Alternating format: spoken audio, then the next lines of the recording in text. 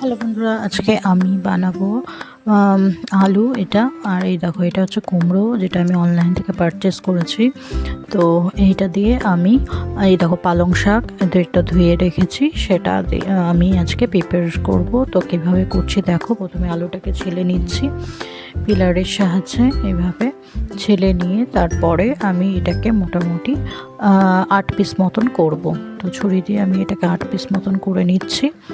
এবার আমি এই যে কুমড়োটাকে নিয়েছি, একদম কচি কুমড়ো, দেখো দানা নেই, দানাগুলো একদম কচি। তো এটাকে আমি পিস পিস করে কেটে নেব। হাফ কুমড়ো আমি এর মধ্যে অ্যাড করব, পিস পিস করে কেটে নেব। খোসা তোমরা নাও ছাড়াতে পারো।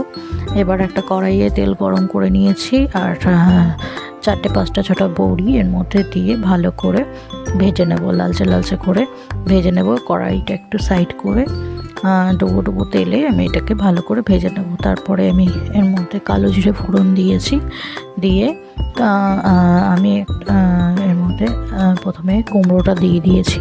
তারপরে আমি এখানে অ্যাড করব আলুও অ্যাড করে দিয়েছি একসাথে। দিয়ে এর মধ্যে আমি অ্যাড করব হলুদ আর দেবো নুন, দিয়ে ভালো করে এটাকে মাখাবো।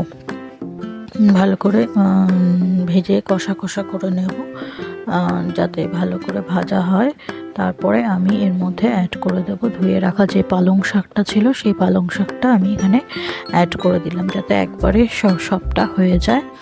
কারণ পালং শাকটা না হলে একদম মিশে হয়ে যাবে।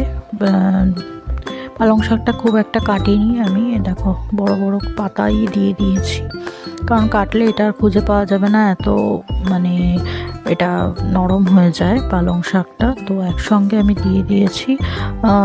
আলু আর কুমড়োটাও সেদ্ধ হয়ে গেছে।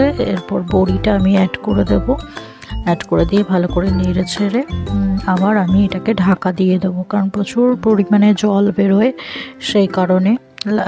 আর একটু আমি চিনি অ্যাড করে দিলাম এর মধ্যে। চিনি অ্যাড করে দেওয়ার সঙ্গে সঙ্গে দেখো একটু জল জল বেরিয়ে গেছে। তো সেটাকে ভালো করে নেড়ে ছেড়ে আমি যতক্ষণ না তেল ছাড়বে ততক্ষণ আমি এটাকে নাড়তে থাকবো।